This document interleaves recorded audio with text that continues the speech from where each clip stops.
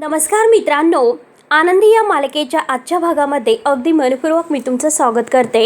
आजच्या भागामध्ये आता शिल्पाबरोबर युगंधरला आनंदीच्या विरोधात करायला पाहते। आता विद्याधरला तर तिने आनंदीची खोटी सही घेऊन सोडवलेलं आहे, परंतु युगंधरला म्हणते की युगंधर बघितलंस का, ज्या मुलीची तू बाजू घेतो आणि आपल्या कुटुंबाच्या विरोधात जातो तिच्यासाठी, परंतु तिने तर काय केलं, तिने तर तुझ्या विरोधात तुझ्या पाठीमध्ये खंजीर खुपसला। आता हे सर्व ऐकून आनंदी बिचारी रडत असते, कारण तिला माहिती असते की शिल्पाताईंनी तिच्याकडून खोट्या बनून कागदावर सह्या घेतलेल्या असतात, पण तरी सुद्धा युगंधरचा विश्वास नसतो। युगंधर रागाने विद्याधरकडे बघतोय। युगंधर म्हणतो की हे बघा, हे शक्य नाहीच, कारण असे मजकूर मात्र विद्याधर तू तर पैसे देऊन सुद्धा लिहून घेऊ शकतोस रे। आनंदीची सही कुठे आहे? आणि वकील साहेबांना ते कागद बघू म्हणून घेतो बघायला।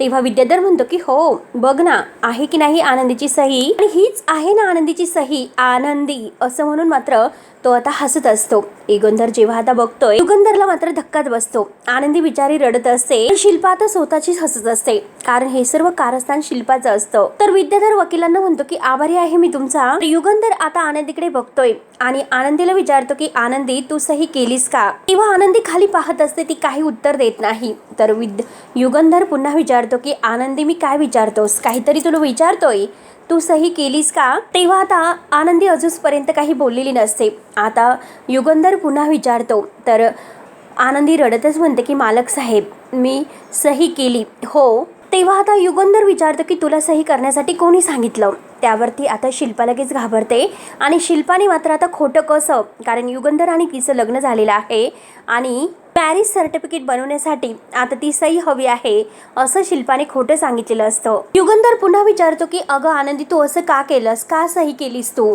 त्यावरती आता आनंदी म्हणते की हे बघा, मी मात्र आता ह्या जेलमधून यांना सोडवण्याच्या कागदपत्रावर नाही, तर आपल्या लग्नाचे जे सर्टिफिकेट आहे तर त्यावर सही केलेली आहे, या कागदावर नाही। तेव्हा शिल्पा लगेच म्हणते की अरे युगंधर तिच्याकडे उत्तर नाही, म्हणूनच ती आता खोटं बोलते आणि हा सगळा कारभार तिने केलेला आहे। तर युगंधर आता आनंदीला विचारतो, आनंदी मॅरेज सर्टिफिकेट म्हणून तू ह्या कागदावर सही केलीस? अगं तू इतकी शिकली सवरलेली होती, ते एकदा तर वाचून तर बघायला हवं होतं, आणि तू आंधळी आहे का? आंधळी म्हटल्यानंतर आता ह्या विद्याधरला तर धक्काच बसतो, म्हणजे अजूनपर्यंत युगंधरला ही माहितीच नाही असं वाटतं। तेव्हा आता आनंदी मनात विचार करत आहे की मालक साहेब मला माहिती आहे की तुम्ही खूप चांगले आहात, परंतु ताईसाहेबांनी मला ताकीद दिलेली आहे की मला दिसत नाही हे तुम्हाला कधीच सांगायचं नाही म्हणून। तेव्हा युगंधर म्हणतो की आनंदी फक्त तुझ्यासाठी मी माझं आयुष्य पणाला लावलं होतं, अख्ख्या जगाशी आणि माझ्या कुटुंबाशी मी वैर घेतलं, पण आनंदी तू काय केलंस, तू खरंच खूप चुकीचं वागलीस। मला वाईट या गोष्टीचं वाटत नाही की विद्याधर सुटला म्हणून, वाईट मला या गोष्टीचं वाटतं की त्याला सोडवणारे हातही तुझे होते, त्या हातांना सुरक्षित ठेवण्यासाठी मी स्वतःची ढाल बनवली, आणि त्याच हातांनी तू आज माझ्या पाठीमध्ये वार केलास। युगंधरला सुद्धा एक धक्का बसलेला असतो, आणि आज फक्त आनंदी तुम्हाला हरवलं नाहीस, तर माझ्यातील माणसाला सुद्धा तू मारून टाकलंस, आणि हा तोच माणूस होता की जो कोणासाठी आपला जीव सुद्धा द्यायला तयार होता। इतका मोठा वार करण्या अगोदर एकदा तरी तू माझ्याकडे वळून बघायला हवं होतं, आणि का केलंस तू आनंदी, असं का केलंस असं आता विचारतो। तर आनंदी रडत आहे, आनंदी काही उत्तर देत नसते, आणि शिल्पाच्या तर मनासारखंच होत असतं। त्यावरती आता युगंधर विद्याधरकडे वळून बघतोय, आणि विद्याधरला मात्र आता हा युगंधर म्हणतो की हे बघ, कान उघडे ठेवून ऐक, आज कितीही काही झालं असेल परंतु यापुढे मात्र आनंदीला त्रास होता कामा नये। आजचा दिवस हा तुझा असेल, परंतु तुझा हिशेब मात्र मी कधी ना कधी चुकता करेलच, आणि आज तू जिंकला असेल असं वाटत असेल तुला, परंतु तो तुझा गैरसमज आहे, आणि लक्षात ठेव हे सगळं खरं नाही म्हणून, आणि आता या क्षणातून तू माझ्या घरातून निघून जायचं। तेव्हा विद्याधर म्हणतो की नाही मी नाही जाऊ शकत, याच घरामध्ये राहणार, आणि हे घर माझं सुद्धा आहे, आणि तू विसरलास का आपल्या आईला वचन दिलं होतं, किती काही झालं तरी विद्याधरला मात्र मी माझ्या हाताखालीच ठेवणार म्हणून। आणि शिल्पाला विचारतो की हो की नाही ताई?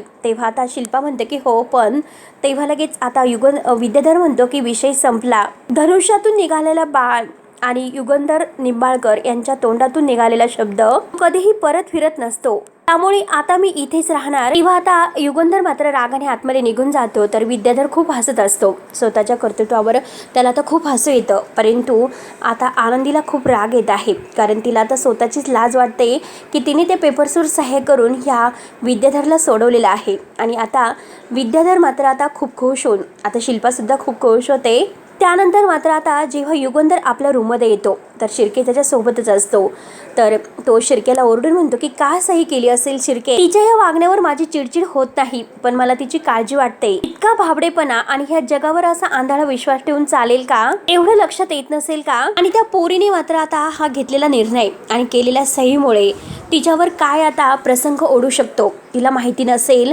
तिने खरंच खूप आता वेगळा निर्णय घेतलेला आहे, स्वतःवर संकट ओढवलेलं आहे. चुकीच्या माणसाला मदत करून मात्र स्वतःला कोणत्या मोठ्या संकटात ती ढकलते एवढं तरी तिला कळायला हवं होतं. तेव्हा शिर्के म्हणतो की हे बघा मालक साहेब, तुम्ही जितका विचार करता तितकी आनंदी चुकीची नाही. तुम्ही अगोदर शांत व्हा, मला तुम्हाला आनंदीबद्दल एक महत्त्वाची गोष्ट सांगायची आहे. तेव्हा आता युगंधर खूपच चिडलेला आहे. तो शिर्क्यांना म्हणतो की बास, आता तिची वकिली करणं आता बंद करा. त्या मुलीच्या मनामध्ये खोटं नाही हे सगळं मला माहिती आहे, पण तिच्या एका चुकीमुळे हा विद्याधर आता जेलमधून सुटतोय आणि अख्ख्या घरामध्ये थैमान मांडतोय. आणि हे सगळं तुम्ही बघतात, तो माणूस कसा आहे हे सुद्धा तुम्हाला माहिती आहे. त्यामुळे मात्र तो या घरामध्ये जास्त दिवस उड्या मारू शकत नाही. ज्या नाकावर टिचून मात्र तो या घरामध्ये शिरला आणि त्याच नाकाने मात्र त्याला या घरातून कसं बाहेर काढायचं हे बघावं लागेल. तेव्हा आता शिर्के म्हणतात की म्हणजे तुम्ही नक्की काय करणार आहात. तेव्हा आता युगंधर कुणाला तरी फोन करतो आणि युगंधर निंबाळकर असं म्हणतो.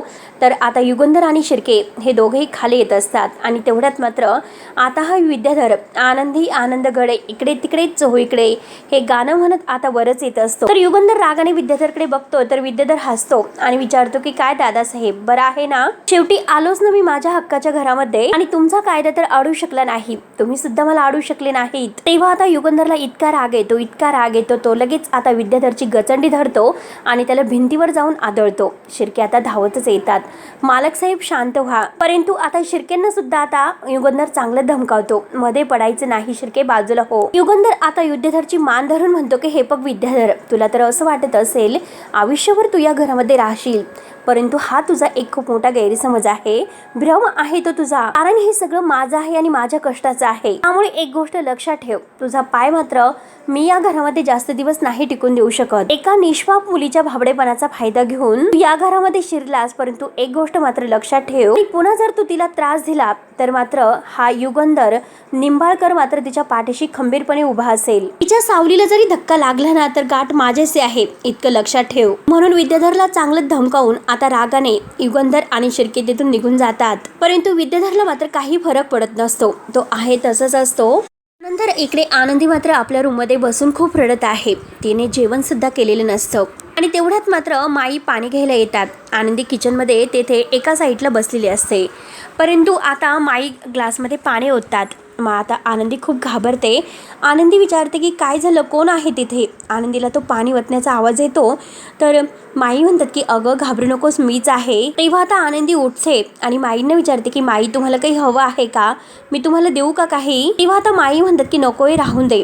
तेव्हा आता माई आनंदीच्या जवळ येतात आणि म्हणतात की आज घरामध्ये जे वादळ उठलंस ना आनंदी, त्याने तू हादरलेली आहेस, घाबरली, अस्वस्थ झालेली आहेस. पण एक गोष्ट लक्षात ठेव की जोपर्यंत माझा जावई आहे तोपर्यंत मात्र आता या घरातलंच काय, परंतु जगातल्या कुठल्याही मुलीला घाबरण्याचं कारण नाही. तेव्हा आता आनंदी विचारते की आहो जावई, माई नक्की तुम्ही कुणाबद्दल बोलतात.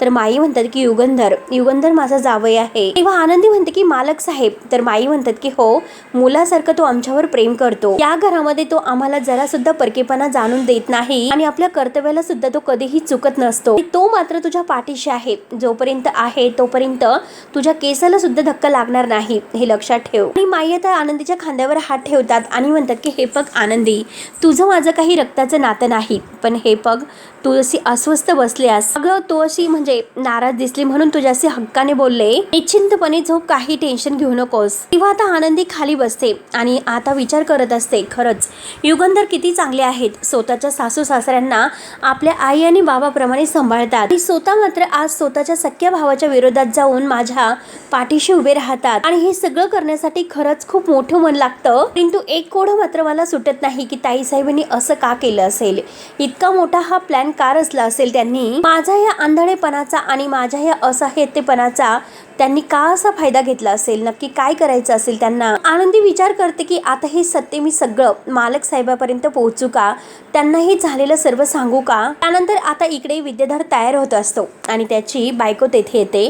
ती विचारते प्रेमाने, आहो तुम्ही कुठे बाहेर निघालात तर. विद्याधर तिच्याकडे ढोकून सुद्धा बघत नसतो. असतो आणि रागानेच हो असं म्हणतो आणि स्वतःची तयारी आता सुरू असते नटण्याची. तर आता त्याची बायको त्याला म्हणते की हे बघा, अहो इतक्या दिवसातून तुम्ही घरी आलात, खूप दिवसातून मात्र आपल्याला एकत्र आणि अशी शांत हक्काची रात्र मिळालेली आहे आणि अहो नका जाऊ ना, ते इतकं प्रेमाने म्हणत असते. परंतु हा नालायक विद्याधर मात्र तिला रागाने ढकलतो बाजूला हो. तेव्हा मात्र त्याची पत्नी त्याला म्हणत असते की अहो ऐका प्लीज, अहो घरी थांबा, निदान माझ्यासाठी थांबा. व त्याच्या हातामध्ये चप्पल असते आणि तो त्याच्या बायकोला म्हणतो की वाहनाची जागा ही त्याच्या पायातच असते, तिला डोक्यावर घेऊन चालत नसतं आणि एक गोष्ट मात्र डोक्यामध्ये फिट्ट करून ठेवायची, कारण मला तुला स्पर्श करण्याची सुद्धा इच्छा आता होत नाही, तुझ्यामध्ये मला काडीचा सुद्धा इंटरेस्ट नाही, कळलं तुला आता. तेव्हा बिचारीला फार वाईट वाटतं, डोळ्यामध्ये पाणी येतं आणि ती रडत असते. हे डोक्यामध्ये फिट करून ठेव, पण तरी सुद्धा मात्र त्याची बायको त्याला अडवते, धरते आणि म्हणते की प्लीज, अहो नका जाऊ, प्लीज आजची रात्र तरी घरी थांबा माझ्यासाठी. आणि तिने त्याचा हात धरलेला असतो. तेव्हा विद्याधर रागाने तिला म्हणतो की हात बाजूला घे, माझ्या अंगावरचा हात बाजूला घे. तरी सुद्धा ती म्हणते की प्लीज, अहो थांबा ना. परंतु विद्याधर तिच्यावर इतका ओरडतो की हात काढ म्हणून. तेव्हा बिचारी घाबरतच हात बाजूला घेते आणि जेथे मात्र त्याच्या बायकोने त्याच्या म्हणजे शर्टला हात लावलेले आहेत तर तो ती झटकतो आणि म्हणतो की माझ्या सगळ्या परफ्यूमचा वास गेला असेल आणि हे बघ, आता मी जिकडे चाललो तेथे मात्र खूप हाय फाय पार्टी आहे, तुझ्यापेक्षा खूप खूप सुंदर आणि हॉट पोरी माझी वाट बघत असतात, तुझ्यासारख्या बायकोबरोबर रात्र घालून मला माझं आयुष्य बरबाद नाही करायचं आणि चल हो बाजूला म्हणून आता तो तिला ढकलून देतो. तिला आता बिचारीला वाईट वाटतं, तरी सुद्धा ती मात्र त्याला थांबवण्याचा प्रयत्न करत असते आणि हा नालायक विद्याधर निघून जातो. तेव्हा तिला इतकं रडायला येतं, ती रडत असते.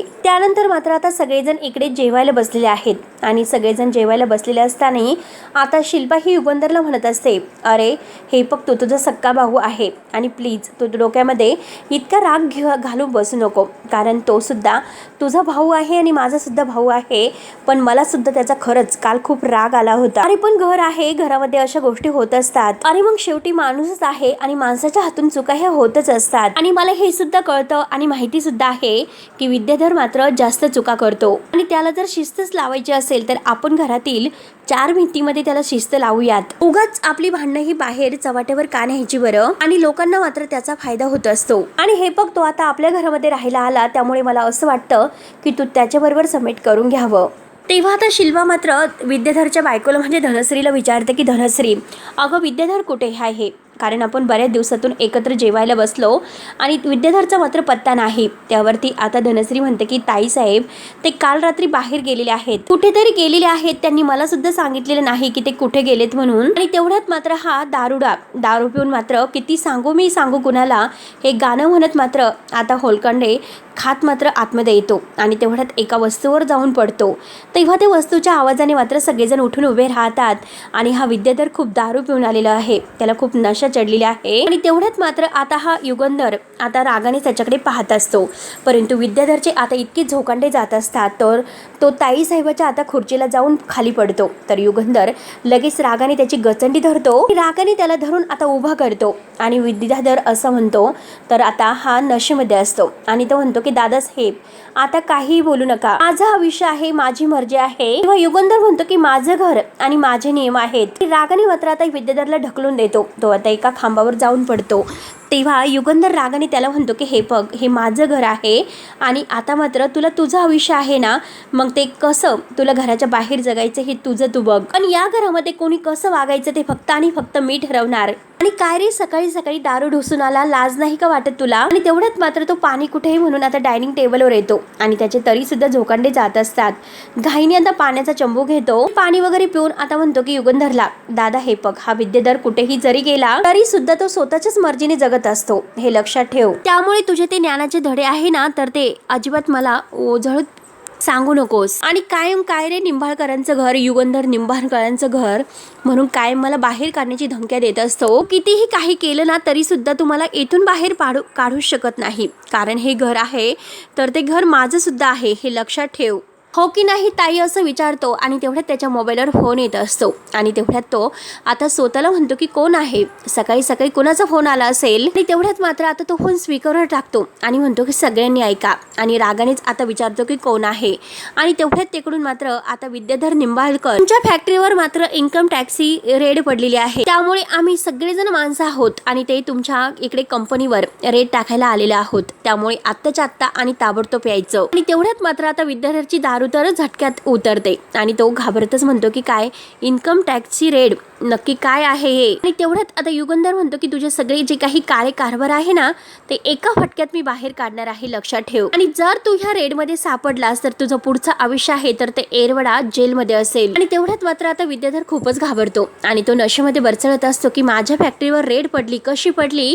तेव्हा आता त्याची बायको त्याला धरत असते की अहो थांबा थांबा, परंतु विद्याधर तिला बाजूला हो म्हणत असतो. आणि तेवढ्यात मात्र आता युगंधर तेथून जायला निघलेला असतो. विद्याधर तर निघूनच गेलेला असतो, परंतु आनंदी बाहेर येते आणि मालक साहेब असं म्हणते तर मालक साहेब थांबतात आणि आनंदी आता पुढे येऊन म्हणते की हे बघा मालक साहेब, काल जे काही घडलं त्याबद्दल मला तुमची माफी मागायची आहे. मालक साहेब प्लीज प्लीज मला माफ करा म्हणून आनंदी हात जोडते आणि ते विद्याधर साहेब कस्टडी बाहेर यावत मला अशी सुद्धा इच्छा नव्हती, मला सुद्धा ते बाहेर निष्ठावेत म्हणून वाटत नव्हते, परंतु मी कोणत्या डॉक्युमेंट्सवर सह्या करते हे खरंच मला माहिती नव्हतं. परंतु मालक साहेब एक गोष्ट लक्षात ठेवा, तुम्हाला हे कारण कितीही खोटं वाटत असेल परंतु माझ्यासाठी मात्र ते 100% खरं आहे. तेव्हा आता आनंदीचे हे सगळं काही बोलणं ऐकून घेतल्यानंतर आता युगंधर उत्तर देतो की जे घडायचं होतं ते घडून गेलं, आता मात्र बोलून काही उपयोग नाही होणार. तेव्हा युगंधर अजूनपर्यंत आनंदीवर नाराज असतो आणि आनंदी आता विचार करते की तिच्याकडून किती मोठी चूक झाली. शिल्पा मात्र आता घाबरूनच असते, तिला असं वाटत असतं की हे आनंदीने जर आता युगंधर समोर तोंड उघडलं तर अवघड होईल. आणि शेवटी मित्रांनो हा भाग येथे संपतो. पुढील भागामध्ये आता मात्र शिल्पाने आणखीन एक कारस्थान केलेलं असतं. आता प्रेझेंटेशन साठी मात्र जो पुतळा आणलेला असतो तर शिल्पा आनंदीच्या हातून तो फोडण्यासाठी मुद्दाम तिला ढकलून देते, तर बिचारी आनंदी तिला तर काही तो पुतळा दिसत नसतो आणि शेवटी ती त्यावर जाऊन पडते. तर शिल्पा तिच्या हाताला धरते, आनंदी बिचारी खाली पडलेली असते आणि तिला म्हणते की माझ्या भावाने प्रेझेंटेशन साठी जो पुतळा आणला होता तर तू तो फोडलास. तेव्हा मात्र आता माई म्हणते की आता काय करायचं, तर शिल्पा म्हणते की नवीन पुतळा उभं राहणार. तेव्हा मात्र आता खूपच क्लायंट आलेले असतात आणि नवीन पुतळा म्हणून आता ह्या आनंदीला उभं केलेलं असतं. हे सगळं काही शिल्पाचा डाव असतो. तेव्हा क्लायंट येतात आणि त्यामागे आता जो पुतळा आहे तर पडद्यामागे तो पुतळा ठेवलेला असतो. त्यामागे मात्र हे शिल्पाने आनंदीला उभं केलेलं असतं, ते पण आता सगळं काही पुतळा बनवून अगदी पुतळ्यासारखं आनंदीला बनवलेलं असतं. आणि जेव्हा आता पडदा मागे घेतला जातो तर क्लायंट आता पाहतात तर काय सगळ्यांचे चेहरे आता पडलेले असतात. युगंधरला असं वाटतं की क्लायंटला आता पुतळा खूपच आवडेल, परंतु मागून वळून बघतो तर काही तर आनंदी असते आणि ती पण अगदी पुतळ्यासारखी हात जोडून उभी असते. तेव्हा मात्र आता शिल्पा हसत असते, परंतु युगंधरला फार मोठा धक्का बसलेला असतो. तेव्हा मित्रांनो आता नक्की आनंदीचा पुतळा बनून हे सर्व शिल्पाचं कारस्थान आहे हे जर आता युगंधरच्या समोर आले तर मात्र मित्रांनो आता पुढे नक्की काय होणार आहे, कारण हे सर्व आनंदीमुळे घडलं हे जेव्हा आता युगंधरला कळेल, परंतु हे सगळं शिल्पाचं कारस्थान आहे हे समजल्यानंतर आता शेवटी म्हणजे युगंधर काय निर्णय घेईन आणि शेवटी आता पुढे काय होईल हे बघायला विसरू नका. तोपर्यंत मात्र मित्रांनो धन्यवाद.